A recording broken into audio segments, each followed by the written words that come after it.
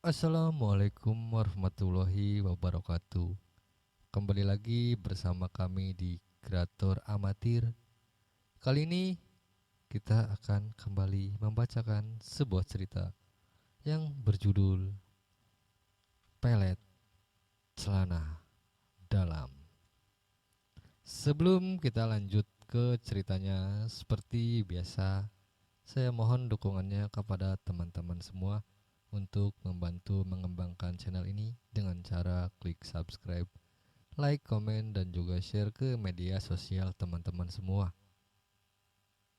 Dan tidak berlama-lama lagi, kita masuk saja ke ceritanya.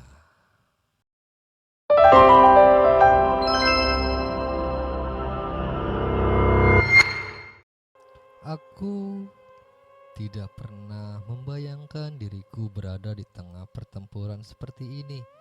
Bau kemenyan bercampur darah membuat udara di dalam ruangan kosong itu semakin pengap. Celana dalam putih yang dilemparkan dukun tadi masih melayang membentuk wajah Rani yang menangis darah. Air matanya menetes jatuh ke lantai lalu berubah jadi asap hitam yang menyebar ke seluruh ruangan. Lan, mundur ke belakang, jangan biarkan asap itu menyentuhmu, ujar Pak Heru berteriak. Aku langsung melompat mundur, tapi tubuhku tetap bergetar hebat. Sosok dukun tua itu tertawa panjang. Kalian datang terlambat. Jiwa perempuan yang terikat di kain ini sudah jadi milikku.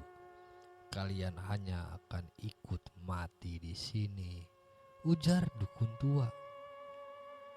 Ia mengibas celana dalam itu dan tiba-tiba dari tumpukan pakaian dalam di lantai muncul sosok-sosok wanita. Rambut mereka panjang, kusut, wajah pucat penuh luka. Mata kosong, mereka melayang ke arahku dengan suara ratapan memilukan. Ambilkan, kembalikan tubuh kami. Jangan biarkan dia memakainya lagi, ujar arwah korban bersuara lirih. Suara mereka membuat kepalaku berdenyut. Aku hampir kehilangan kesadaran, tapi Pak Heru langsung menusukkan kerisnya ke tanah. Bismillahirrahmanirrahim. Insun amatek ajiku kawulaning sum nur cahya Allah sirna kabeh kegelapan iki, ujar Pak Heru membacakan mantra. Begitu keris menancap di tanah, cahaya putih memancar mendorong arwah-arwah itu mundur. Mereka menjerit kesakitan seolah sinar itu membakar tubuh rapuh mereka. Dukun tua menggeram marah, matanya semakin merah. Beraninya kau melawan ilmu leluhurku dengan doa basi. Aku tunjukkan padamu kekuatan yang sesungguhnya, ujar dukun tua itu. Ia merobek celana dalam yang digenggamnya, dan dari sobekan kain itu keluar darah pekat, menetes ke lantai. Tanah langsung bergetar dan sebuah sosok raksasa hitam muncul dari lubang di lantai. Tubuhnya penuh lilitan kain dalam perempuan yang basah dan berlumur darah. Aku ingin menjerit, tapi suaraku tercekat. Pak, apa itu? Astaga, ujarku ketakutan. Itu adalah penjaga ilmu pelet jaring asmara, wujud kutukan dari nafsu yang dikorbankan. Lan, kau kalau makhluk itu lepas, bukan cuman kita, satu desa bisa hancur, ujar Pak Heru tegas, tapi wajahnya serius. Raksasa itu meraung, suaranya membuat genting rumah runtuh. Tangannya yang besar mencoba meraih kami, tapi Pak Heru melompat. Kerisnya berkilau terkena cahaya bulan yang menembus jendela pecah. Allahu Akbar, ujar Pak Heru berteriak takbir. Ia menebas tangan makhluk itu, darah hitam menyembur. Tapi setiap tetesan berubah jadi celana dalam kecil yang berterbangan di udara, menjerat tubuh Pak Heru. Aku melihatnya tercekik, tubuhnya terguncang keras. "Pak Heru," ujarku putus asa. Aku panik, aku tak punya senjata, tak tahu mantra. Tapi entah kenapa pikiranku teringat pada celana dalam pertama yang Bima sembunyikan di kamarnya, yaitu celana dalam Rani. Aku yakin benda itu adalah kunci. Sementara itu dukun tua tertawa semakin keras. Suaranya bergema. "Tidak ada yang bisa menghentikan ilmu ini. Nafsu akan selalu menang atas doa," ujar dukun tua itu. Tapi aku tak menyerah. Aku berlari menuju tumpukan pakaian dalam di lantai, mencoba mencari-cari. Tanganku gemetar, tapi akhirnya aku menemukan satu kain dengan bordir kecil yang aku kenali, yaitu milik Rani. Aku menggenggamnya erat dan tiba-tiba kain itu terasa berdenyut seperti ada jantung yang berdetak di dalamnya. Mataku memanas dan tanpa sadar aku berteriak, "Rani, kalau kau masih ada, lawan dia. Jangan biarkan arwahmu jadi mainan," teriakku. Celana dalam itu tiba-tiba menyala, memancarkan cahaya merah menyilaukan. Arwah Rani muncul, kali ini bukan menangis, tapi menatap dukun tua dengan amarah yang membara. "Kau perusak hidupku. Aku tidak akan biarkan kau menguasai siapapun lagi," ujar arwah Rani berteriak. Seketika seluruh ruangan berguncang. Dukun tua tampak terkejut dan untuk pertama kalinya aku melihat wajahnya berubah panik. Pertempuran yang sebenarnya baru saja dimulai. Di sisi lain, malam itu aku gak bisa tidur. Suasana rumah terasa aneh. Angin berhembus dari celah jendela membawa bau anyir yang menusuk hidung. Bau itu bukan kayak darah biasa, tapi lebih pekat, kayak bau basi berkarat bercampur amis. Aku sadar malam ini bukan malam biasa. Malam ini sesuatu datang menjemput. Tapi jam 2 dini hari aku dengar suara ketukan di pintu rumahku. Pelan tapi berulang-ulang. Aku keringat dingin, bulu kuduku berdiri. Siapa yang bakal datang jam segini? Aku memberanikan diri melangkah ke ruang depan.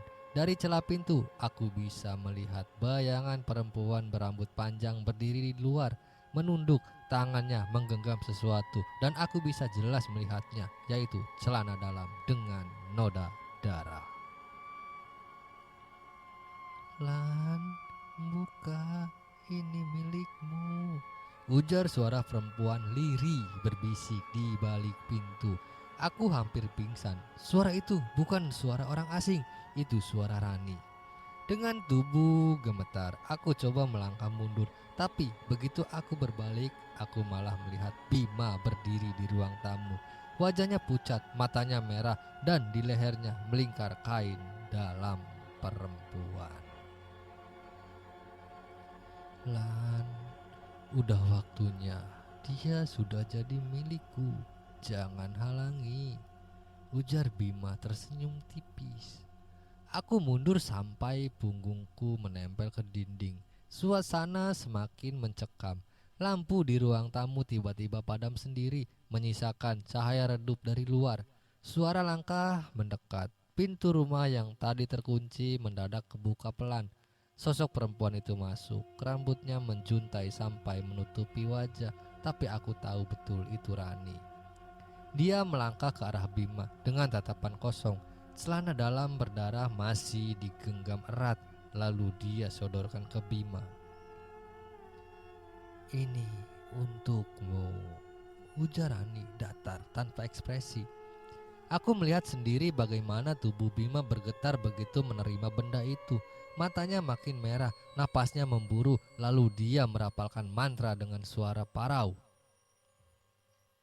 "Asmara ragama rasa tresno ora ananteke. O ada di siji jiwa raga kunci kandel. Mung aku sing duweni Ora analio, ujar Bima berbisik cepat membacakan mantranya. Aku merinding, ruangan langsung dingin, bahkan napasku sampai berasap kayak di dalam lemari es. Tapi tiba-tiba dari luar rumah terdengar suara keras, kedebuk, seperti ada yang jatuh. Aku lari ke arah jendela. Dari celah itu aku melihat Pak Heru berdiri di pekarangan membawa keris hitamnya yang bersinar samar. Lan, jangan biarkan dia selesai. Kalau mantranya tuntas, Rani gak akan kembali lagi, ujar Pak Heru teriak lantang. Aku panik. Bima terus merapal sementara Rani makin lemas, seolah tangannya disedot. Darah segar mulai menetes dari mulutnya. Aku tahu kalau aku diam saja, malam itu Rani bakal mati. Tapi untuk melawan Bima, aku harus berhadapan dengan sesuatu yang udah bukan manusia lagi. Di sisi lain, aku merasa kakiku kaku, jantungku berdegup kencang seakan mau meledak. Bima berdiri di tengah ruang tamu dengan tatapan kosong penuh amarah, sementara Rani duduk di lantai. Tubuhnya gemetar, darah mengalir dari sudut bibirnya.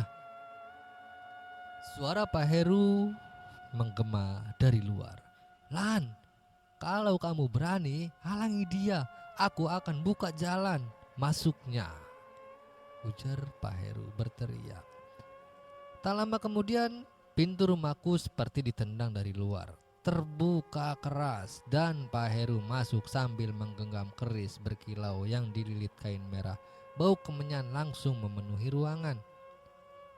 Orang tua so tahu, jangan ikut campur urusanku, ujar suara Bima mendesis dengan suara berat.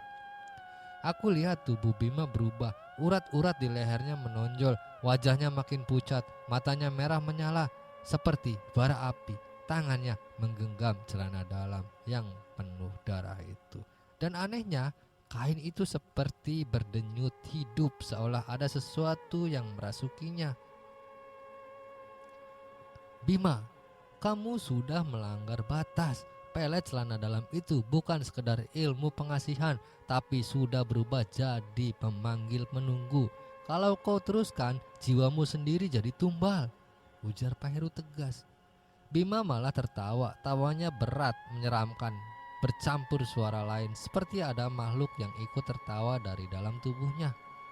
Hahaha, terlambat. Aku sudah diberi kekuatan. Rani milikku dan siapapun yang menghalangi akan kulumat, ujar Bima parau. Tanpa diduga, Bima mengangkat celana dalam itu tinggi-tinggi lalu merapalkan mantra. Asmaragama dino wengi dadi siji, jiwa raga Rani kaulah gadai, mung kersaku, mung gelemku. Tiba-tiba ruangan bergetar hebat. Lampu gantung berayun-ayun. Dari celana dalam itu keluar asap hitam pekat yang membentuk wajah menyeramkan. Seorang perempuan tanpa mata. Sosok itu merangkak turun menempel di punggung Bima. Aku refleks mundur. Rani terjatuh sambil menjerit kecil. Pak Heru menancapkan kerisnya ke lantai lalu berteriak membacakan doa penangkal. Bismillahirrahmanirrahim. Kang ana ing bumi bali marang panggonanmu, kang ora duweni badan aja nganti nguasani sing isi urip, ucap Pak Heru membacakan doa. Suara Pak Heru berat dan lantang. Asap hitam itu menjerit panjang, melengking sampai telingaku sakit. Tapi Bima justru makin kuat. Dia mendorong Pak Heru dengan satu tangan dan orang tua itu terpental menghantam dinding.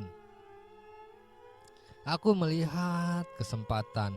Tanpa pikir panjang, aku berlari ke arah Rani, mencoba menariknya menjauh. Rani, bangun, kita harus pergi, ucapku panik. Lan, aku enggak kuat, ada yang narik aku dari dalam, ujar Rani lirih dan lemah. Aku bisa melihat matanya mulai putih semua, tanda kalau jiwanya benar-benar ditarik keluar. Kalau aku telat sedikit, mungkin Rani hilang selamanya. Bima mendekat, matanya menyala, suara parau keluar dari mulutnya, campuran suaranya dan suara perempuan lain. Tidak ada yang bisa menyelamatkannya.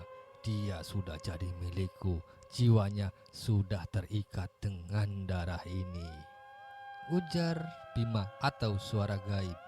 Aku gak tahu harus apa. Tanganku gemetar, keringat dingin membasahi tubuhku. Tapi saat itu aku melihat keris Pak Heru masih menancap di lantai, bergetar, memancarkan cahaya samar, seolah keris itu memanggilku. Aku tahu kalau aku gak berbuat apa-apa, malam ini Rani akan mati. Aku menatap Rani yang nyaris tak sadar, lalu ke arah Bima yang makin menyeramkan, dan akhirnya ke keris itu. Dengan seluruh keberanian yang tersisa, aku meraih gagang keris itu.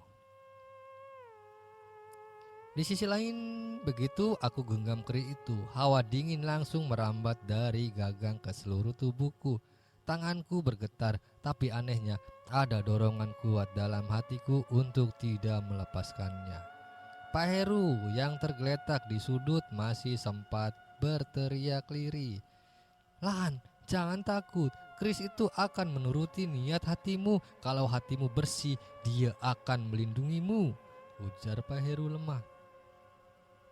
Aku menatap Bima yang sekarang sudah berubah setengah manusia, setengah bayangan hitam. Dari punggungnya muncul tangan tambahan yang berasap mencakar udara, mengarah ke Rani. "Hentikan itu, Lan. Kau gak tahu apa yang kau hadapi. Kalau kau berani melawan, kau sendiri yang akan mati duluan," ujar Bima parau berlapis suara. Aku melangkah maju, setiap langkah seperti menginjak bara berat, tapi ada dorongan tak terlihat yang membuat kakiku terus maju. Keris di tanganku bergetar, memancarkan cahaya kebiruan. "Kalau harus mati, aku rela asal Rani selamat," ujarku berteriak. Tiba-tiba Bima melompat lebih cepat dari pandangan mata. Tangan berasap itu menyambar leherku. Aku hampir tak sempat bereaksi, tapi keris di tanganku bergerak sendiri menangkis serangan itu. Terdengar suara dentuman keras seperti logam bertemu batu. Cahaya biru dari keris menyambar membuat asap hitam itu berceceran seperti terbakar. "Ah!" Bima menjerit. Aku sedikit terpental ke belakang, hampir jatuh, tapi keris itu lagi-lagi menahan tubuhku, seolah ada tangan tak terlihat yang menopangku. Pak Heru bangkit pelan sambil menekan dadanya.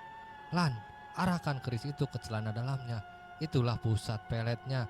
Kalau hancur, ikatannya bisa putus," ujar Pak Heru. Aku menatap kain merah kotor yang masih digenggam Bima. Kain itu terus berdenyut, makin kuat, seperti jantung kedua yang memberi tenaga pada tubuhnya. Bima sadar dengan maksudku, dan dia langsung mengangkat kain itu tinggi-tinggi sambil merapalkan mantra dengan suara parau bercampur teriakan gaib. "Asmaragama, jiwo nyawiji, kabeh mung marang aku," ujar Bima keras. Saat itu juga tubuh Rani terangkat ke udara, melayang tanpa sadar, seakan ditarik oleh kekuatan gaib dari kain itu. Aku panik, kalau sampai jiwanya benar-benar tersedot, semua sudah terlambat. Dengan sisa tenaga, aku berlari menerjang Bima, mengacungkan keris ke arah kain itu. "Lepaskan dia!" teriakku. Keris menyambar kain merah itu menancap cepat di tengahnya. Seketika ruangan dipenuhi cahaya biru menyilaukan bercampur asap hitam pekat.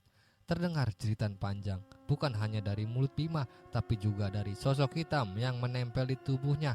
Jeritan itu begitu menusuk telinga, membuat aku hampir kehilangan kesadaran. "Tidak!" ujar Bima menjerit parau. Celana dalam itu terbakar dari dalam, menyisakan abu berwarna hitam pekat yang jatuh ke lantai. Rani terjatuh ke lantai dengan keras, tubuhnya terhempas. tapi langsung ditarik oleh Pak Heru.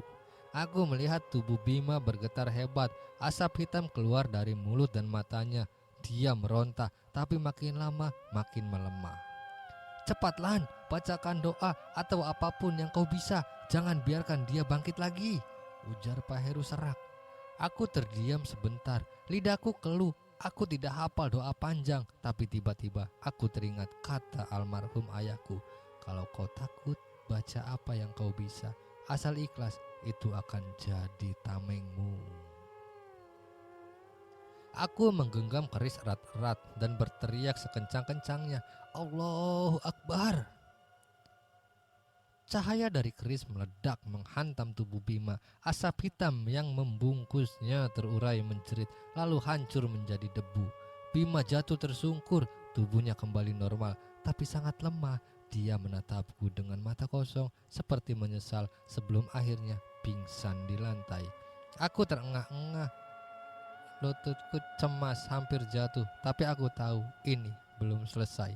Karena saat abu kain itu berterbangan, aku melihat sesuatu dari tumpukan abu hitam. Ada satu titik merah menyala, seolah ada sesuatu yang masih tersisa. Malam ini malam jadi paling gila dalam hidupku. Pertarungan antara Pak Heru dan Bima bukan sekedar manusia lawan manusia. Itu udah kayak roh melawan roh. Udara di ruang tamu rumahku bergetar.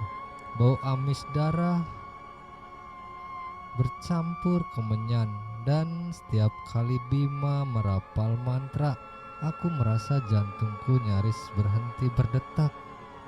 Rani tergeletak di lantai, tubuhnya gemetar, matanya sayup, tapi tangannya masih erat menggenggam ujung kain dalam berdarah yang tadi Bima rebut.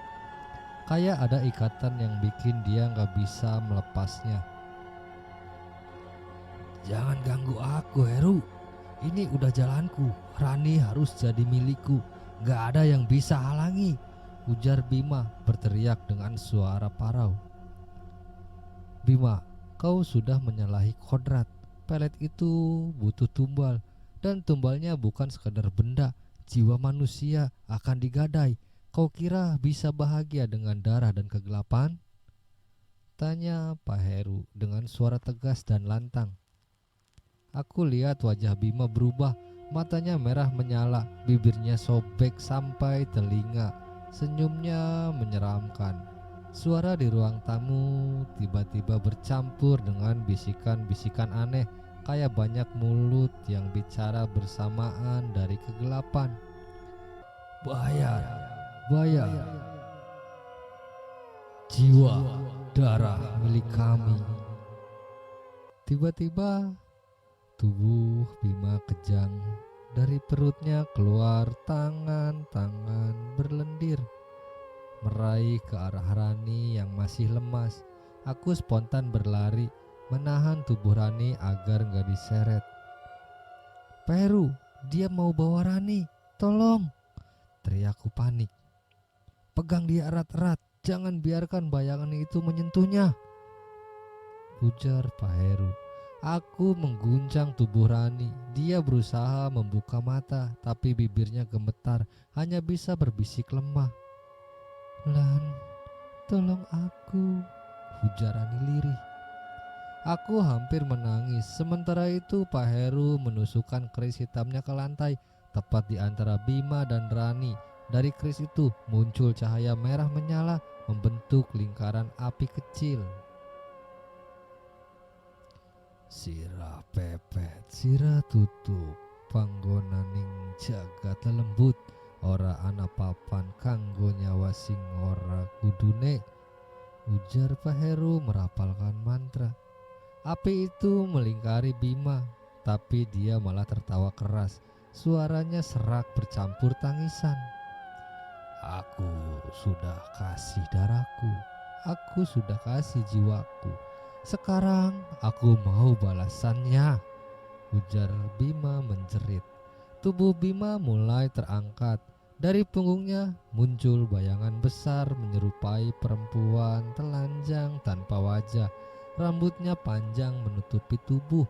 Dari sela rambutnya menetes darah hitam yang jatuh ke lantai.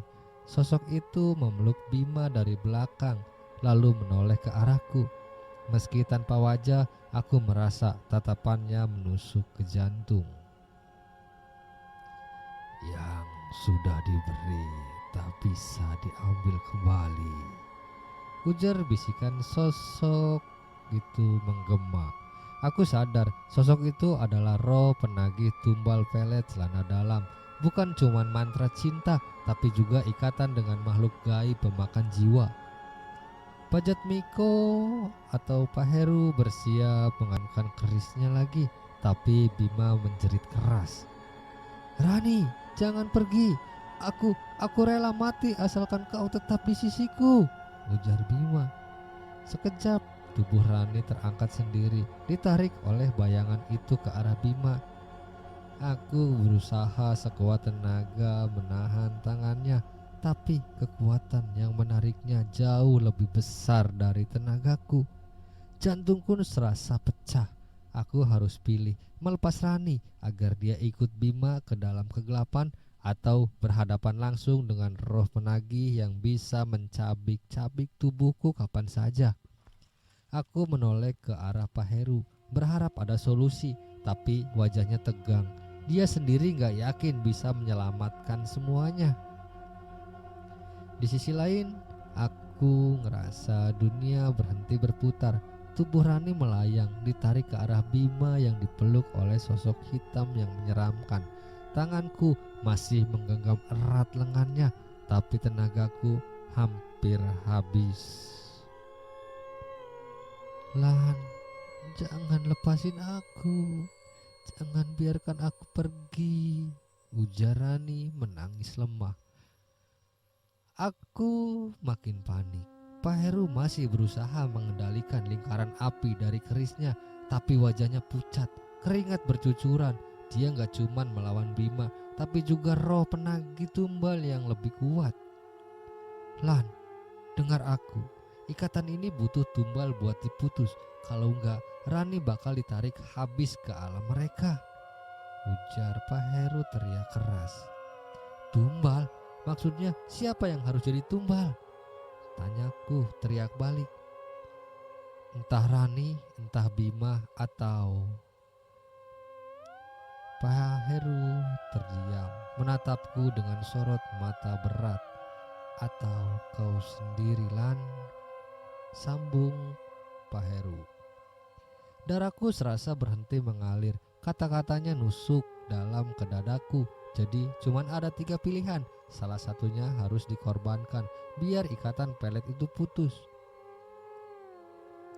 Aku menoleh ke Bima. Dia masih berjuang. Wajahnya setengah manusia, setengah bayangan hitam, tapi matanya tetap menatap Rani dengan obsesi gila. Kalau harus mati, biar aku mati, asal Rani milikku. Rani, jangan tinggalkan aku, ujar Bima menjerit. Bayangan hitam di punggungnya makin jelas. Perempuan tanpa wajah itu tertawa tanpa suara. Bahunya berguncang-guncang. Dari rambut panjangnya, darah hitam terus menetes jatuh ke lantai dan membuat ubin terbakar. Pilih tumbal, 1 jiwa untuk menutup ikatan sekarang, ujar roh penagih. Bisikannya menggelegar. Aku ngerasa seluruh tubuhku gemetar. Pilihan itu di tanganku. Kalau aku lepasin genggaman Rani, maka Rani akan ditarik jadi tumbal. Kalau aku dorong Bima ke dalam lingkaran, mungkin dia yang akan hilang. Tapi kalau aku maju sendiri, mungkin aku bisa nutup ikatan itu dengan diriku. Aku lihat wajah Rani, matanya penuh ketakutan tapi juga berharap. Dia gak mau aku ngorbanin diriku, tapi aku juga gak tega lihat dia jadi korban mantra gila ini. Lan, jangan berani mikirin itu. Aku gak mau kamu hilang, ujar Rani menangis dan berteriak. Cepat, putuskan Lan. Aku hanya bisa menahan lingkaran ini sebentar lagi. Kalau telat, kita semua akan ditelan kegelapan, ujar Pak Heru dengan suara berat. Waktu serasa berhenti. Semua mata Bima, Rani, bahkan sosok roh penagih itu tertancap ke arahku. Aku harus memilih. Di sisi lain, suara Pak Heru bergema di telingaku. Cepat putuskan. Tapi dadaku terasa sesak. Pikiranku kacau. Rani meronta dan genggamanku sementara. Bima setengah sadar terus terjerat bayangan hitam itu. Waktu habis. Pilih tumbal sekarang atau 3 jiwa lenyap sekaligus, ujar roh penagih menggeram dengan suara berat seperti dari dalam tanah. Bayangan hitam itu semakin rapat, seperti kabut pekat menutup seluruh ruang. Api lingkaran Pak Heru melemah, berkedip-kedip seperti lilin kehabisan sumbu. Aku lihat wajah Rani, air matanya gak berhenti jatuh, tapi ia tetap mencoba menahan tanganku. Lahan, aku mohon, jangan kamu. Kalau ada yang harus pergi, biar aku, ujar Rani dengan suara parau. Hatiku makin hancur. Bagaimana mungkin aku tega membiarkan dia jadi korban? Aku janji ke diriku sendiri buat melindunginya. Aku menoleh ke Bima, matanya merah penuh obsesi. Tapi aku tahu di balik semua kegilaannya, dia yang membuka jalan ke neraka ini. Bima, kalau memang cintamu sejati, buktikan dengan pengorbanan dirimu.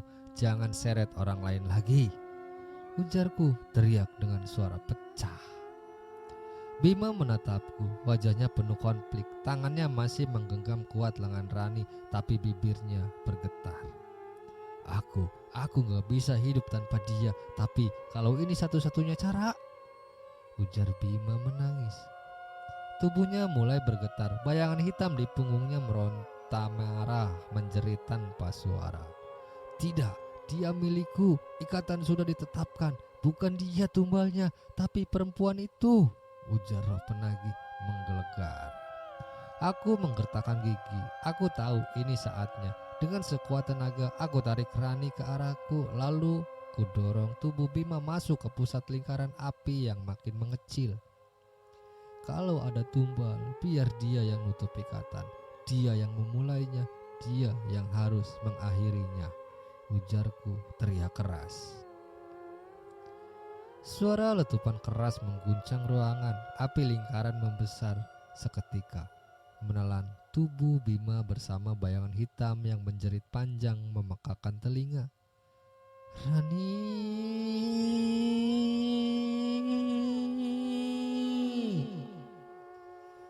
teriak Bima terakhir kalinya dengan suara parau. Dan dalam sekejap semua hening. Api padam, kabut hitam lenyap, tubuh Bima pun hilang seakan tersedot ke dalam tanah. Aku terduduk memeluk Rani yang masih terisak-isak. Pak Heru jatuh berlutut, kerisnya patah menjadi 2. Selesai. Ikatan terputus, tapi harga yang dibayar tidaklah kecil, ujar Pak Heru dengan suara lemah. Aku hanya bisa menunduk, jantungku masih berdegup kencang, tapi perasaan bersalah menyesakkan dada. Bima memang berhenti jadi ancaman, tapi apakah dia benar-benar sudah mati? Atau roh penagih hanya membawanya ke tempat lain? Atau tidak? Aku tidak yakin. Di sisi lain, setelah kejadian itu, aku kira semuanya sudah berakhir. Bima hilang ditelan api, ikatan putus, dan Rani selamat. Tapi ternyata aku salah besar. Malam demi malam sejak pengorbanan itu, aku gak pernah bisa tidur nyenyak. Suara jeritan Bima malam terakhir itu masih terngiang-ngiang di telingaku. Dan yang lebih mengerikan, aku mulai mendengar suaranya di tempat-tempat yang seharusnya sepi. Malam pertama, aku terbangun jam 2 pagi. Lampu kamarku redup dan di sudut jendela ada bayangan seseorang berdiri dengan rambut kusut, baju hangus terbakar, matanya merah menyala. "Lan, kenapa kamu pilih aku? Bukankah kita sahabat? Aku cuman pengen dia cinta padaku. Kenapa kau rampas nyawaku?" Ujar sosok Bima dengan suara serak dan parau. Aku tercekat, keringat dingin bercucuran. Kupejamkan mata berharap ini cuma mimpi. Tapi ketika kubuka lagi, bayangan itu sudah menghilang. Di hari berikutnya, aku menemui Rani pulang kuliah. Dia tampak pucat, sering melamun. "Rani, kamu baik-baik saja?" tanyaku. "Lan, aku lihat dia," jawab Rani lirih dan ketakutan. "Siapa?" tanyaku kaget. "Bima, dia masih di cermin kamar kosku. Mukanya rusak, gosong. Dia bilang dia masih di sini ngikutin aku." Jelas Rani bergetar. Aku langsung merinding. Jadi bukan cuman aku yang diganggu, arwah Bima ternyata gak tenang. Di malam ketiga, yaitu di rumah Pak Heru, aku dan Rani mendatangi Pak Heru lagi minta penjelasan. "Pak, kenapa Bima masih muncul? Bukankah udah Bapak bilang ikatannya putus?" tanyaku cemas. "Ikatan memang terputus dengan makhluk penagih, tapi jiwa Bima terjebak. Ia tidak diterima di alam manapun. Jiwanya hampa, tersiksa, dan selama ada dendam, ia akan terus bergentayangan, terutama pada kalian berdua." Jelas Pak Heru menunduk, wajahnya muram. Rani menangis mendengar itu. Aku hanya bisa mengepalkan tangan, menahan rasa bersalah yang makin berat. Di malam berikutnya, aku kembali bermimpi buruk. Kali ini lebih nyata. Aku berada di sebuah ruangan gelap dengan bau anyir menyengat, dan di depanku Bima terikat rantai, tubuhnya melepuh, matanya menatapku dengan benci sekaligus putus asa. "Lan, kenapa kau biarkan aku terbakar? Kau yang harusnya jadi tumbal. Aku akan tarik kalian bersamaku," ujar Bima dengan teriak mengguncangkan rantai. Aku terbangun dengan teriakan keras, dan anehnya ada bekas cakar hitam di dinding kamar. Sejak malam itu aku sadar satu hal, Bima gak akan berhenti. Dia ingin balas dendam, atau dia ingin kami menemaninya dalam siksaan itu. Dan aku harus menemukan cara sebelum Rani benar-benar jadi korban arwahnya.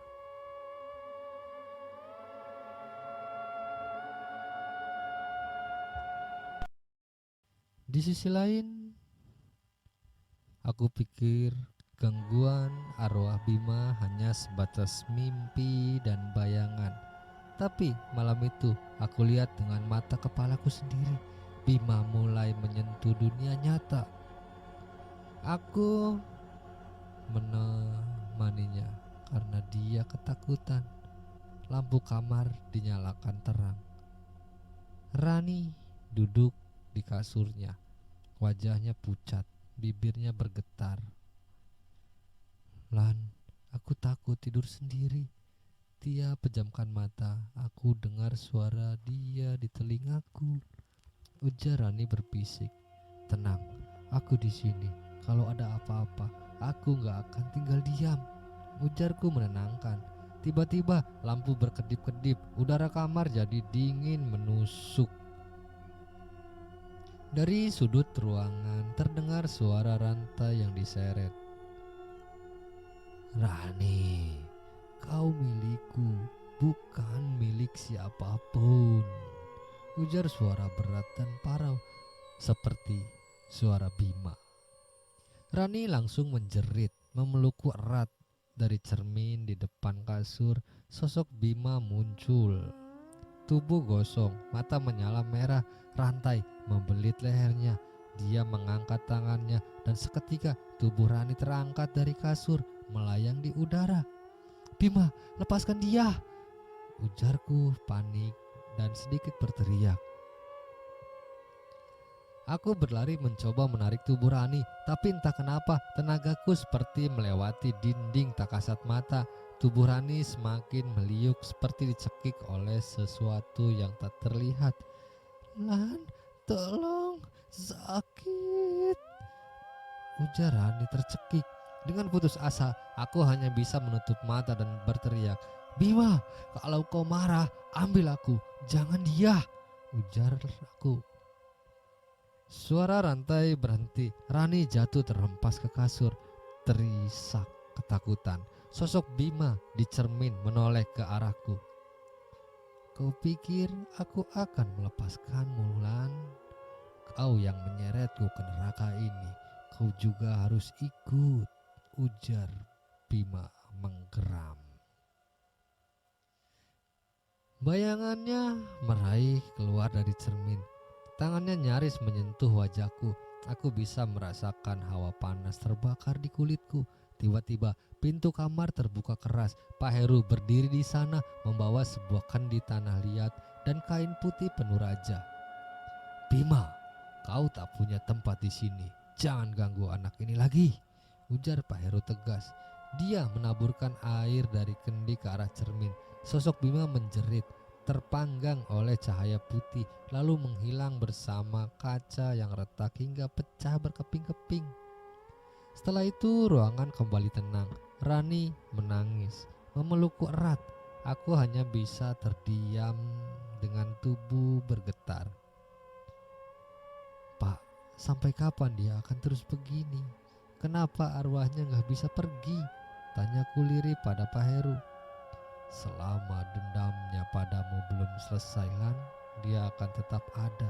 Arwah yang terikat pelet tak pernah benar-benar tenang, kecuali," ujar Pak Heru dengan serius dan wajah muram.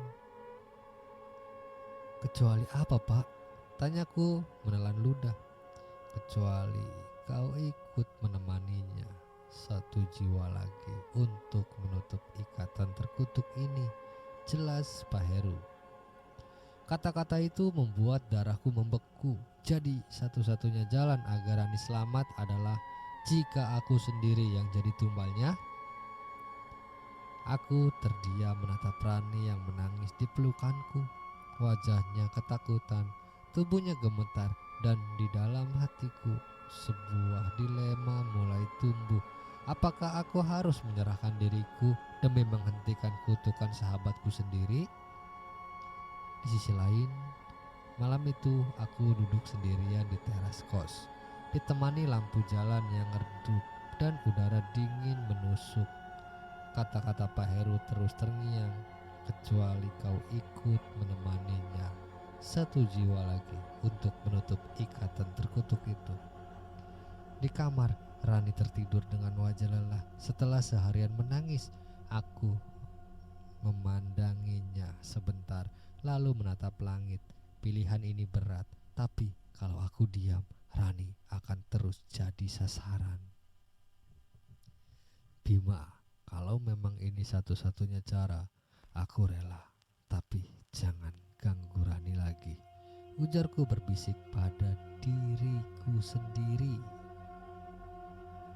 Di sisi lain, Pak Heru setuju membantuku melakukan ritual terakhir di tanah lapang belakang kampus, tempat dulu aku dan Bima pertama kali mencoba pelet. "Lan, sekali lagi aku tanya, kau yakin?" Begitu kau ucapkan mantranya, jalanmu ke dunia ini akan tertutup. Kau ikut bersamanya dan tak akan pernah kembali, jelas Pak Heru. "Saya yakin, Pak. Hidup saya sudah hancur sejak pelet itu.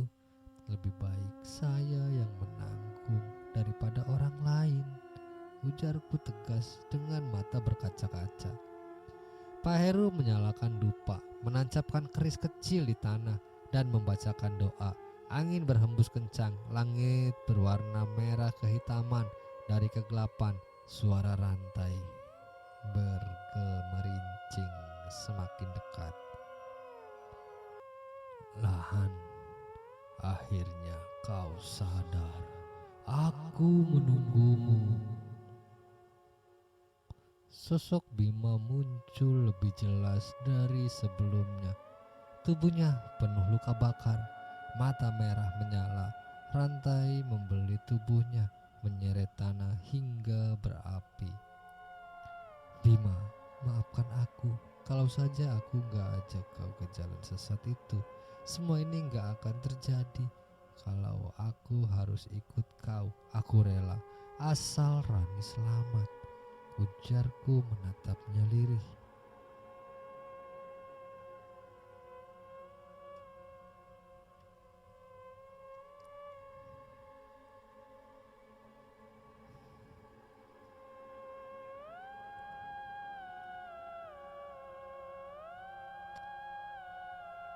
Lan, sahabatku, kenapa baru sekarang kau bilang begitu? Ujar Bima terdiam, wajah murka perlahan berubah jadi getir. Air mata hitam menetes dari matanya. Untuk pertama kali aku lihat wajah Bima bukan hanya penuh amarah, tapi juga kesedihan mendalam. Dia mengulurkan tangannya ke arahku. Lan, sekali kau pegang tangannya, tak ada jalan kembali, ujar Pak Heru cepat dan panik. Biarlah Pak, biarlah aku yang menutup semua ini, ujarku menatap Bima lalu tersenyum tipis. Aku genggam tangan Bima, seketika tubuhku ditarik masuk ke dalam pusaran api hitam. Panas membakar kulitku, tapi anehnya aku tak berteriak. Aku hanya melihat wajah Bima sahabatku yang kini menangis. Maafkan aku, Lan. Akhirnya kita sama-sama jatuh dalam kutukan yang kita buat sendiri, ujar Bima lirih. Api menelan kami berdua. Teriakan Pak Heru terdengar jauh, semakin redup hingga semuanya pun gelap. Epilog. Beberapa minggu kemudian, Rani duduk di depan makam baru. Nisan sederhana bertuliskan namaku, Lantang, sahabat sejati. Air matanya jatuh membasahi bunga yang ia tabur. Lan, terima kasih. Aku gak akan pernah lupa pengorbananmu. Semoga kau dan Bima tenang dimanapun kalian berada, ujar Rani berbisik. Angin berhembus lembut. Rani merasa ada dua sosok samar berdiri di belakangnya. Aku dan Bima, kami berdiri berdampingan, tersenyum sebelum perlahan menghilang di telan cahaya senja.